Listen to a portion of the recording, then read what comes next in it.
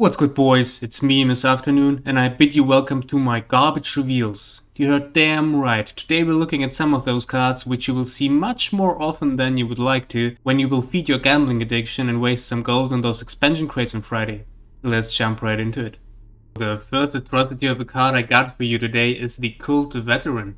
It's a 5 energy 5/3, so understated for its cost, and the stats are also badly distributed. Awesome. But it comes with a sacrifice, put in play a random 3 cost cultist. So how would we realistically play this? Let's pretend it's a playable card, so to say, in modern Horus Heresy Legions. We would probably play this in a Wordbearer's deck like Core Farron or even Rom, and we would have to play this alongside with an escape van to protect it.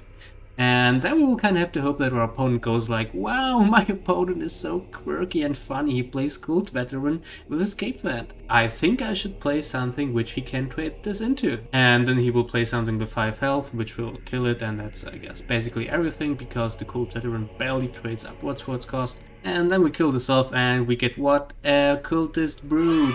Yay! Okay, but let's go over a realistic scenario. So we play this Escape Bandit. Our opponent wasn't able to deal with it. Then we play something like Curse the Set and sacrifice this after running this into the face for 5 damage. And then we're lucky and this spawns a Cultist Sorcerer. And the Cultist Sorcerer can also be sacrificed by, I don't know, maybe an Ashen Circle. So that's a 9 energy turn, for example. And then we'll also get a Lesser Demon. So this can serve as a Matryoshka troop. But as you see, you have to be lucky. It has to be a very specific scenario. It's like a 4-card combo. I don't really see this being played, and you also have to rely on your opponent being somewhat dense. As a sacrifice fodder, this is simply too expensive, so yeah, off to the next card.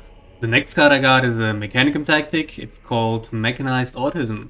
For 4 energy, see you stun a random enemy and repeat this effect for each friendly vehicle in play. So this reminds me of Void Maneuver from the Imperial Fists, and that card is obviously absolute garbage. But this one is actually playable because Decima can play this, and with Decima you usually run Forge World as an endgame finisher, so to say. And Forge World is only really good when the opponent's board is somewhat empty. When this is not the case and you play Forge World, you refill for energy, then play that, and stun everything from your opponent. I think this is pretty good, simply because then you can trade on your own terms, even if your opponent has a board. So this is playable in one Warlord in one specific scenario. Let's pretend it's good. I guess Proctor also comes into mind, but that's a 6 energy combo with his ability. Nah. Alright, off to the next one. The next card is also a Mechanicum card. It's called Mermaid Secutor. It's a 5 energy troop with 5/4 stats, so that's okay, I guess. And rally if you control a vehicle, gain +2/+0. So I guess this is meant for Proctor. But I don't know, if you want any vehicle synergies, I would suggest you play something like the Combat Automata, I don't remember the name, the 6 energy 871, or even the Macrotech engines here. This simply has somewhat low health, so even if you combo it, you will have a 7/4 for 5. I mean, yeah, high attack stats, but yeah, the low health again is somewhat of a problem, and needless to say, this guy looks goofy as fuck. So, I don't know, I don't see this being played outside of event, and let's jump into the next one. Alright, and the last dogshit card I got on my list, wait, it's actually decent. It's the Preacher of Doom. It's a 1 energy 1/3 cultist, so for a 1-cost card it's nicely statted.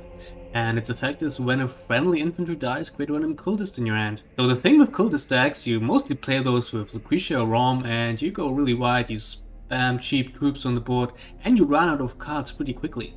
This guy kind of prevents that. You can suicide your board if you didn't have that cast strike in hand, and then you will fill your hand with, well, mostly trash, I guess, because it's random cultist, but it's better than having an empty hand. And in the worst case scenario, you can use those as sacrifice fodder, I guess.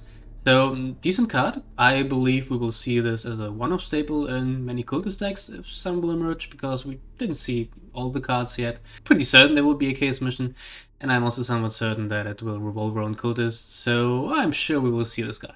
And that's it for today's reviews, boys. Hope you enjoyed the hot garbage. Don't forget to subscribe to not miss the stream on Friday. We're gonna play the new event, build some new decks, check out the new cards, have some fun together, so I hope to see you then.